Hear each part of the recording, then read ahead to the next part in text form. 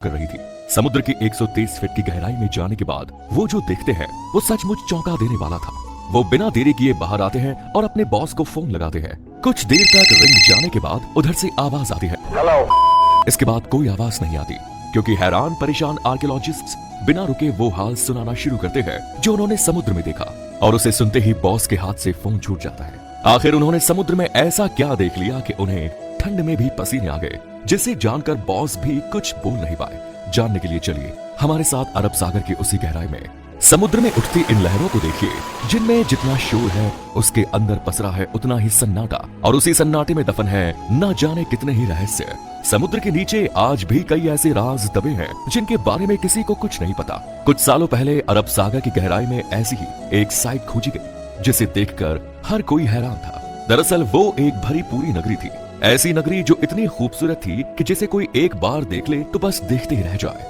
ऊंची ऊंची दीवारें, बड़े बड़े गेट और उन पर की गई नक्काशी, सड़कें, भव्य महल, पूरा वेल प्लान्ड शहर जो आज के शहरों को भी पीछे छोड़ दे। समुद्र की गहराइयों में ऐसी नगरी देखकर आर्कियोलॉजिस्ट्स हैरान थे। आखिर ये नगरी यहाँ पहुंची कैसे और ये कितनी पुरानी है, ये अब सवाल उनके मन में भी थे, जिनका जवाब ढूंढने के लिए उन पत्थरों के सैंपल लिए गए और कार्बन डेंटिंग से पता चला कि वो पत्थर महाभारत काल के हैं, और ये वही नगरी है जिसके बारे में महाभारत में भी बताया गया है, यानी श्री कृष्ण की नगरी, द्वारका नगरी, जिसे भगवान श्री कृष्ण ने समुद्र किनारे बसाया था। अब आप कहेंगे कि हमें कैसे पता कि यही द्वारका है, इसका क्या प्रूफ है? क्योंकि द्वारका जो गुजरात के जामनगर जिले में अरब सागर के तट पर बसा एक छोटा सा शहर है, जिसे भगवान विष्णु के 4 धामों में से एक माना जाता है, जहां हजारों कृष्ण भक्त दूर दूर से दर्शन के लिए आते हैं। अगर वो द्वारका है तो फिर ये क्या है? दरअसल श्रीमद् भगवत पुराण के 10वें अध्याय के अनुसार कंस का वध करने के बाद भगवान श्री कृष्ण यादव वंश के साथ मथुरा में रहने लगे, लेकिन कंस की मौत का बदला लेने के लिए उसके ससुर जरासंध ने मथुरा पर 1 या 2 बार नहीं बल्कि पूरे 17 बार अटैक किया। बार बार हो रहे इन आक्रमणों से न केवल मथुरा की प्रजा परेशान थी बल्कि श्री कृष्ण भी दुखी हो चुके थे। इसीलिए उन्होंने अपनी प्रजा की रक्षा के लिए मथुरा से कहीं दूर जाना ही सही समझा, और वो अपने परिवार और पूरी प्रजा के साथ मथुरा से 1285 किलोमीटर दूर अरब सागर किनारे जा पहुंचे, और उन्होंने विश्वकर्मा को समुद्र के ऊपर एक नगरी बनाने का आदेश दिया। लेकिन समुद्र देव की मर्जी के बिना ये पॉसिबल नहीं था, इसलिए भगवान श्री कृष्ण ने समुद्र देव की पूजा की, जिससे खुश होकर समुद्र देव ने अरब सागर के बीचों बीच 12 योजन यानी करीब 153.6 किलोमीटर धरती गिफ्ट की। इसी भूमि पर भगवान विष्णु तालाब, सोने के महल, सब कुछ बेहद ही खूबसूरत तरीके से बनाया गया था, और इसी नगर के बीचों बीच था श्री कृष्ण का महल, जो बेहद आलीशान था।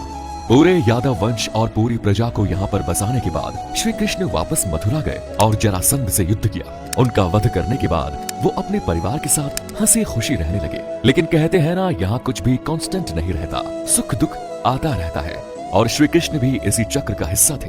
दरअसल कुछ समय के बाद पांडवों और कौरवों के बीच युद्ध शुरू होता है, जिसमें भगवान कृष्ण अर्जुन के सारथी बने।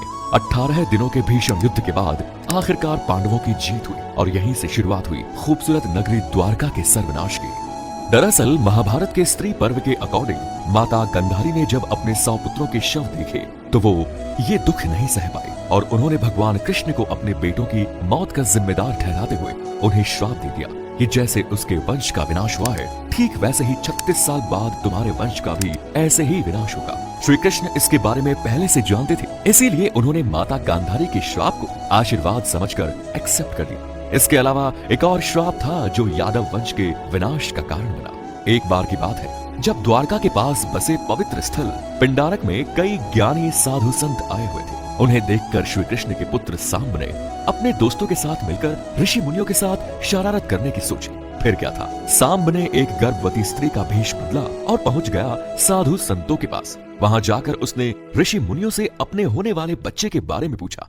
ऋषि मुनि अपने साथ हो रहे इस मजाक से क्रोधित हो गए, और उसने सांब को श्राप दे दिया कि वो एक लोहे के मूसल को जन्म देगा, जो यादव वंश के विनाश का कारण बनेगा। अब श्राप तो एक ही भारी होता है, यहाँ तो 2 मिल चुके थे, और थोड़ी देर बाद सांब के कपड़ों से एक लोहे का मूसल मिला।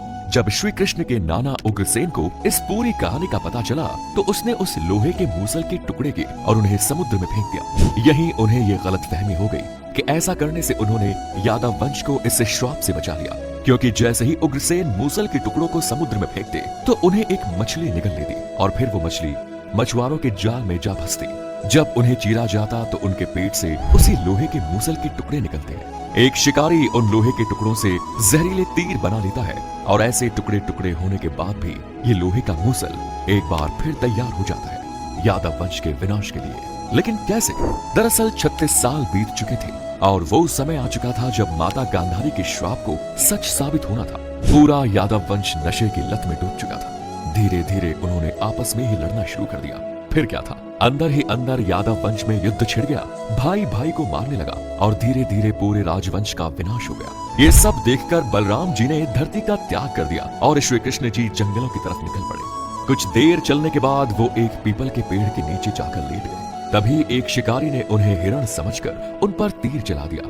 ये वही शिकारी था जिसने मछली के पेट से निकले टुकड़ों से तीर बनाया और ये वही जहरीला तीर था जो लोहे के मूसल से बना था। जैसे ही ये जहरीला तीर श्री कृष्ण को लगा तो उनकी मौत हो गई और उन्हीं के साथ पूरा यादव वंश खत्म हो गया। जब अर्जुन को इसका पता चला तो वो दौड़कर द्वारका पहुंचे, लेकिन तब तक वहां सब कुछ खत्म हो चुका था। पूरी द्वारका आग में जल रही थी। इसके बाद अर्जुन ने जैसे तैसे खुद को संभाला और जलती हुई नगरी से लोगों को बाहर निकाल दिया। खाली होते ही द्वारका नगरी हमेशा के लिए समुद्र में समा गई। अब आपका द्वारका को लेकर जो कंफ्यूजन है उसको भी दूर करते हैं। दरअसल आज द्वारका को दो हिस्सों में बांटा गया है, द्वारका और बेट द्वारका। द्वारका समुद्र के किनारे बसा एक छोटा सा शहर है और बेट द्वारका अरब सागर के बीच बसा एक द्वीप। काफी सालों तक तो बेट द्वारका को माइथोलॉजी या पौराणिक कथा मानकर नेग्लेक्ट किया जाता रहा। इसका रीजन ये था कि हमारे पास ऐसा कोई प्रूफ नहीं था जो पौराणिक कथाओं में शामिल इस खूबसूरत सी नगरी को असली साबित कर सके।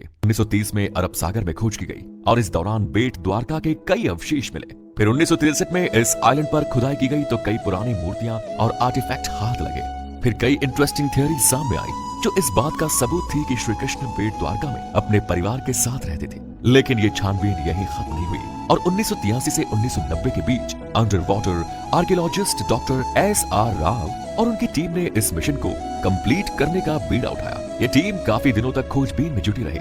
इसके बाद उन्हें पानी के नीचे एक खूबसूरत नगरी के अवशेष मिले। लेकिन यहाँ पर भी सवाल वही था कि क्या सच में समुद्र की गहराई में जो अवशेष मिले हैं वो श्री कृष्ण की नगरी द्वारका के ही थे? इसका पता लगाने के लिए आर्कियोलॉजिस्ट्स ने उन पत्थरों की कार्बन डेंटिंग की। कार्बन डेंटिंग से करीब 50,000 साल पुराने किसी अवशेष के बारे में पता लगाया जा सकता है कि वो किस युग का है। डॉक्टर नरहरि आचार्य ने महाभारत में मेंशन ग्रहों की स्थिति एस्टेरॉइड्स के जरिए ये कैलकुलेट किया कि महाभारत का युद्ध 3120 BC में बसा हुआ था और महाभारत के अनुसार उसी युग में ही द्वारका का भी निर्माण हुआ। जब पत्थरों की कार्बन डेंटिंग की गई तो पता चला कि ये पत्थर उसी समय के हैं। लेकिन पत्थरों का क्या है, वो तो किसी भी युग के हो सकते हैं और इससे ये कैसे पता चला कि ये द्वारका के ही अवशेष हैं? इस बात को प्रूव करने के लिए आर्कियोलॉजिस्ट्स कूद गए अरब सागर में और समुद्र में मिली इसी नगरी का एरिया मापना शुरू कर दिया। और शायद आपको जानकर हैरानी होगी कि इस नगरी का मेजरमेंट 12 योजन यानी 153.6 किलोमीटर का था। भागवत पुराण के अनुसार ये उतनी ही जमीन थी जितनी समुद्र देव ने श्री कृष्ण को